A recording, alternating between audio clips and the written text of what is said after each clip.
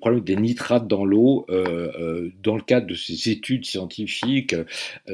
C'était dans le bassin de la Vilaine, donc en Bretagne, et il avait découvert ça en 1970. Il s'était rendu compte qu'il y avait des petites concentrations de nitrates. À l'époque, c'était ridicule, c'était 5 mg de nitrate par litre d'eau de la rivière, et ça l'avait effrayé parce que lui avait parfaitement compris, évidemment, d'où venaient ces nitrates, c'est-à-dire essentiellement l'agriculture intensive et les élevages industriels, et donc il avait compris que ça allait déferler parce que les élevages se multipliaient, et il savait très bien que ça allait conduire à une situation très difficile. Et cet homme, qui était vraiment, vraiment un homme d'exception, avait pris son bâton de pèlerin. C'était pas un homme rentre dedans, tu vois. C'était pas un type pas un type comme moi. Je veux dire, il était beaucoup plus sage que moi. Mais il faut de tout pour faire un monde. Ouais, exactement. Le monde est un écosystème, faut jamais l'oublier. Ouais.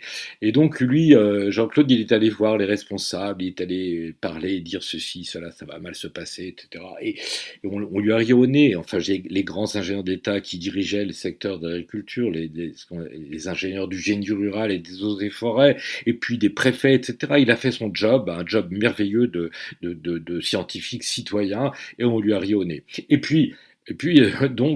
le retrouve un peu plus tard, où il me parle de micropolluants, et je ne voyais pas de quoi il me parlait. Et de quoi me parlait-il? Il me parlait du déferlement de la chimie de synthèse, c'est-à-dire de l'apparition dans l'eau de molécules bientôt innombrables, inventées, mises au point dans des laboratoires. C'est-à-dire, il faut comprendre que cette chimie de synthèse produit des molécules qui n'ont jamais été créées, qui n'ont jamais existé, qui n'ont jamais été imaginées par la vie Oui.